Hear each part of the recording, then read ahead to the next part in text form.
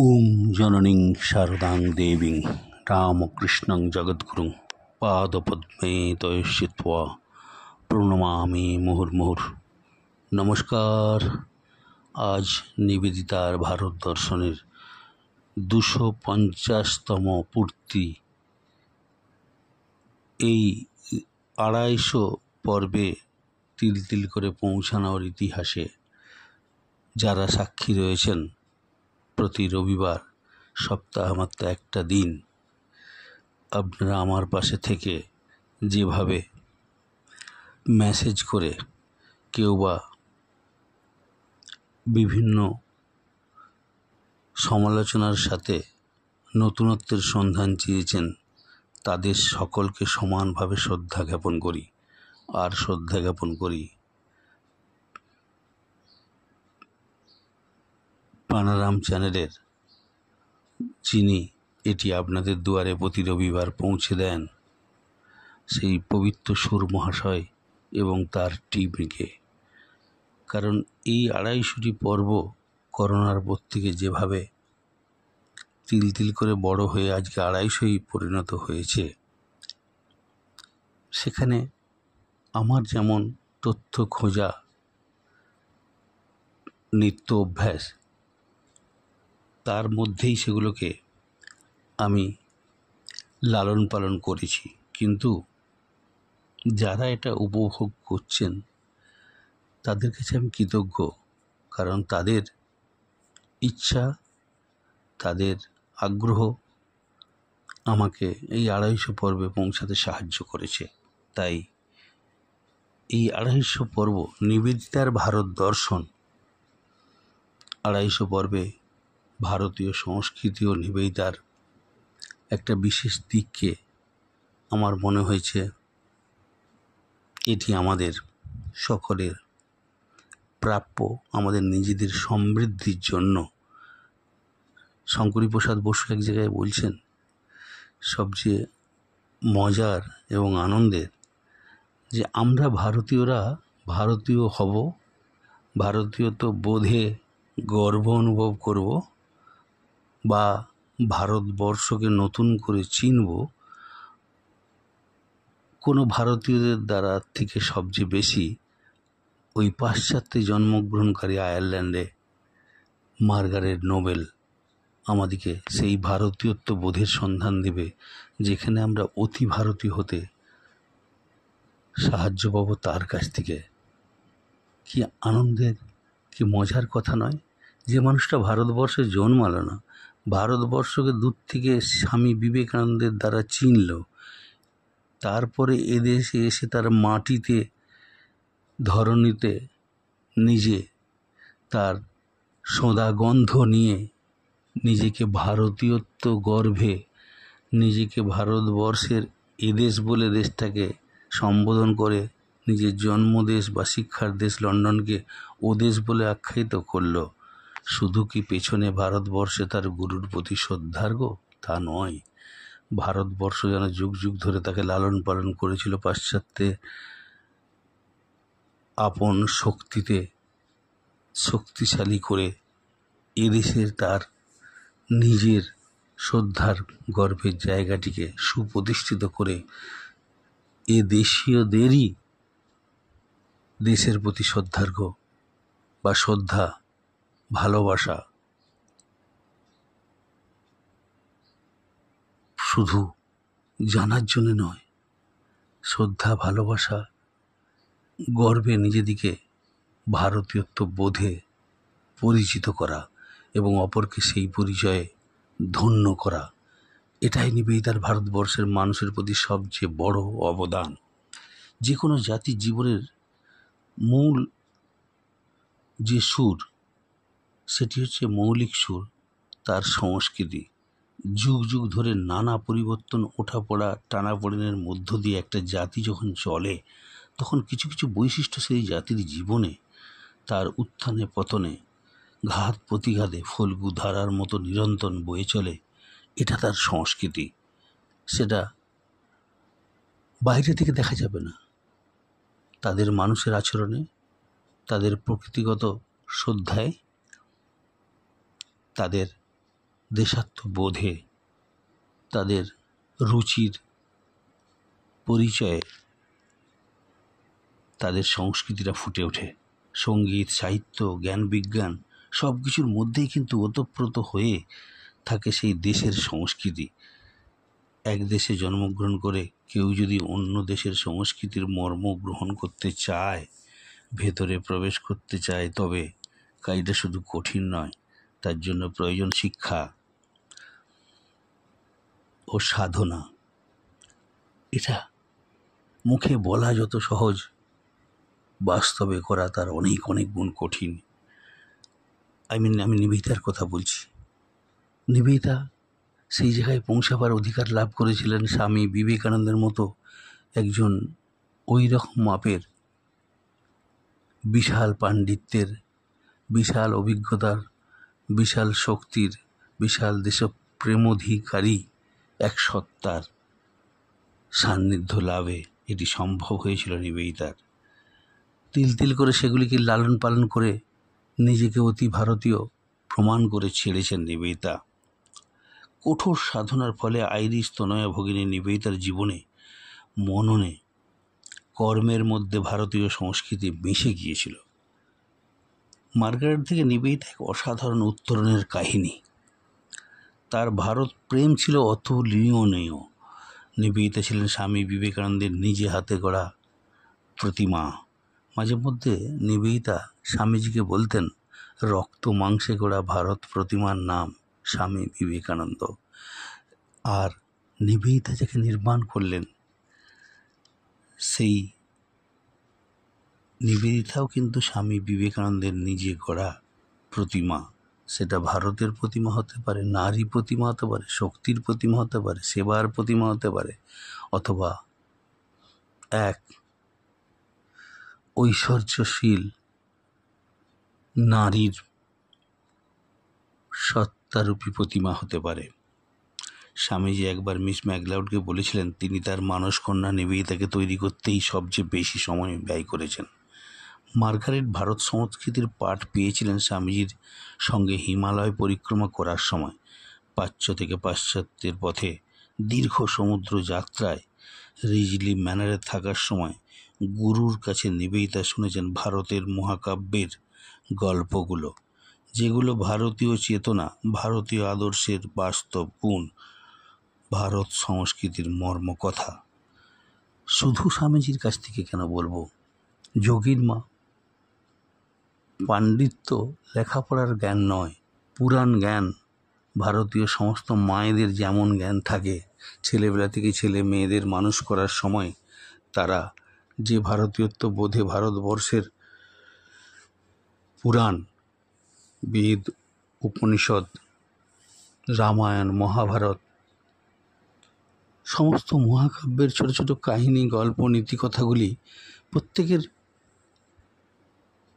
মনে, প্রাণে, হৃদয়ে মিশে থাকে। তারা সব ওই পূর্বপুরুষদের কাছ থেকেই শিখতে থাকে। মা শুনেছেন দিদিমার কাছে বা ঠাকুমার কাছে, আমরা শুনেছি মায়ের কাছে। এইভাবে যুগ যুগ ধরে পরম্পরা হয়ে আসছে এটি। এখানে কোনো শিক্ষার একাডেমিক কোয়ালিফিকেশনের দরকার ছিল না, কিন্তু সেটাকে মার্জিত, পরিশুদ্ধিত করতে গেলে শিক্ষার প্রয়োজন। নিবেদিতা যোগিন মায়ের কাছ থেকে সেই ভারতীয় পুরাণে সমৃদ্ধ হয়েছিলেন।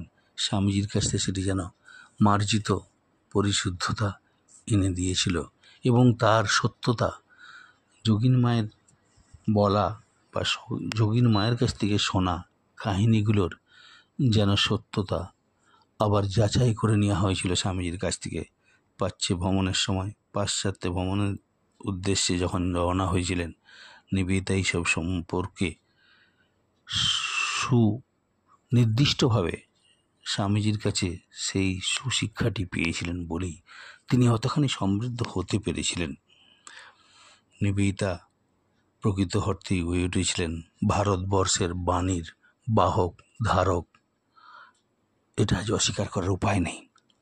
নিবেদিতা ভারতে এসে একদিকে যেমন দেখেছেন সমসাময়িক রবীন্দ্রনাথ, জগদীশচন্দ্র বোস, অবনীন্দ্রনাথ ঠাকুর, অরবিন্দ প্রভৃতি দিকপাল মনীষীদের, তারপর দীনেশ সেন, যারা যারা রামানন্দ সহ অনেকেই যারা তৎকালীন বিপ্লবী আন্দোলন থেকে শুরু করে সংস্কৃতির এক একটি দিকপাল, তাদের সাথে মহা সৌভাগ্যে তাদের সান্নিধ্য পেয়েছেন।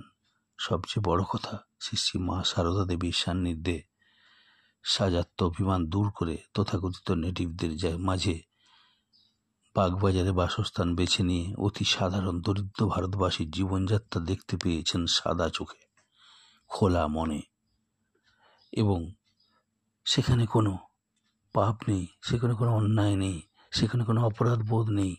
সরল সহজ নিটোল জীবনগুলো কিভাবে সাদামাঠা মানসিক পরিপূর্ণতায় তারা মানুষকে কাছের করে নেয়। ভারতীয় সেই শাস্ত্রের কথা, বসুধৈব কুটুম্বকম, সমস্ত জগৎটাই আমাদের আত্মীয়। এই চিন্তা ভারতীয় সংস্কৃতির মূল মেরুদণ্ডে যেন মজ্জাগত হয়ে রয়েছে, সেটার সন্ধান নিবেদিতা পেয়ে গেছিলেন। বোধহয় সেই জন্যেই এক অতি সাধারণ ভারতীয় জীবনযাত্রা দেখতে দেখতে গরিব মধ্যবিত্ত সাধারণ মানুষ দুবেলা অন্নের খোঁজে সারাদিন তারা ব্যস্ত থাকে। তার সাথে সাথে ভারতবর্ষের সংস্কৃতি সভ্যতার বাইরে বেরিয়ে না গিয়ে তারই অনুসন্ধানে নিজেরা সম্পৃক্ত হয়ে রয়েছেন সর্বদাই। যেই ভারতীয় এইসব মানুষগুলির পাশে এসে বসার সুযোগ পেয়েছে, তারাই সমৃদ্ধ হয়েছেন এবং তাদের নিজেদেরই আনন্দে গর্বে এই ভারতীয় হওয়ার ইচ্ছা জাগ্রত হয়েছে। নিবেদিতা সেই রকম এক মহিলা বললে তাকে ভুল চেনা হবে হয়তো। নিবেদিতা আত্মমজ্জাগত ভারতবর্ষের আত্মার নবরূপে সজ্জিত বিদেশি শক্তির জালে নিজেকে সমৃদ্ধ করে তার পুরনো শক্তির আধার, তার পুরনো আত্মীয়দের আত্মার টানে এসে তাদের সেবায় বিদেশি শক্তিতে আত্মনিয়োগ, সেটা নিবেদিতার জীবনের মধ্যে যারা প্রবেশ করেছে তারাই অনুভব করবেন, এটি আমার দৃঢ় বিশ্বাস। শ্রী গুরুর শিক্ষায় ভারতীয় সমাজের সঙ্গে সরাসরি যোগে তার নিজের কঠোর সাধনায় সবার উপরে তার অসাধারণ মননশীলতা, মেধা তাকে ভারত মাতার আপন কন্যা করে তুলেছিল। তিনি এক চিঠিতে লিখছেন, ভারত মাতা আমাকে তার নিজের সন্তানের মতো গ্রহণ করে আমার কাছে তার ঘোমটাটা তুলে ধরেছেন। অবগুণ্ঠন মুক্ত রূপটি আমার সাথে তুলে ধরেছেন। সাধারণ মানুষের জীবনের অংশভাগী হওয়ার অনুমতি বা সুযোগ দিয়েছেন। কত যে দয়া করেছেন আমায়। নিজের দারিদ্র্য অথবা পূজাপাঠ কিছুই তিনি আমার দৃষ্টি থেকে লুকিয়ে রাখেননি। নিজের মা ছেলের বা মা মেয়ের বা মা সন্তানের লুকোবার জায়গাটা যে থাকে না, সেটা নিবেদিতা প্রমাণ করে দিয়েছেন সেই ভারত মাতার সত্যিকারের সন্তান। তাই তার কাছে কোনো কিছুই লুকিয়ে রাখেননি। তার মা তার দেশমাতৃকা নয়, এই যেন জন্মদাত্রী মা। ফলে ভারত প্রাণা নিবেদিতা ভারতের সংস্কৃতিকে জানা বা চেনার দৃষ্টি বা দিব্য দৃষ্টি শুধু লাভ করেননি, ভারতবাসী শুদ্ধ বিশ্ববাসীকে তা চিনিয়ে দেবার বিশেষ ক্ষমতাটিও অর্জন করেছিলেন। ভারতীয় সমাজ সংস্কৃতির ধারাকে বৈজ্ঞানিক দৃষ্টিতে দেখে অসংখ্য চিঠি, প্রবন্ধ, বই রচনা করেছেন। তার লেখার যে বিস্তারতা বা বিস্তৃতি, তার মধ্যে ওয়েভ অফ ইন্ডিয়ান লাইফ, ছত্রে ছত্রে দেশাত্মবোধ, ছত্রে ছত্রে ভারতবর্ষের প্রতি শ্রদ্ধা ফুটে উঠেছে। স্টাডিজ ফ্রম ইস্টার্ন হোম, সেখানেও তার দেশাত্মবোধের সাথে তার মায়ের মতো এই দেশ, তা থেকে যা যা শিক্ষা পেয়েছেন সেগুলো সব তুলে ধরেছেন। সে শিক্ষা শুধু নিবেদিতার জন্য নয়, সে শিক্ষা পৃথিবীর মানব জাতির উদ্দেশ্যে ভারতবর্ষ যুগ যুগ ধরে লালন পালন করে রেখেছে। যেই এদেশে এসেছে সেই তাকে পেয়ে, তাকে সামনে পেয়ে সেগুলিকে